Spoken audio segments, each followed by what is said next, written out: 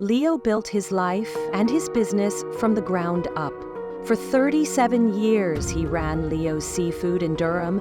It wasn't just a market, it was his legacy. Then the NCDOT announced plans to widen Alston Avenue, and Leo's business was in the way. The NCDOT condemned his property and offered a fraction of its value. Leo was devastated.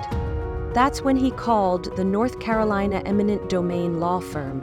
Attorney Jason Campbell took on the case and fought to have Leo's property valued fairly, not as two tiny broken lots, but as the thriving corner business it had been for decades.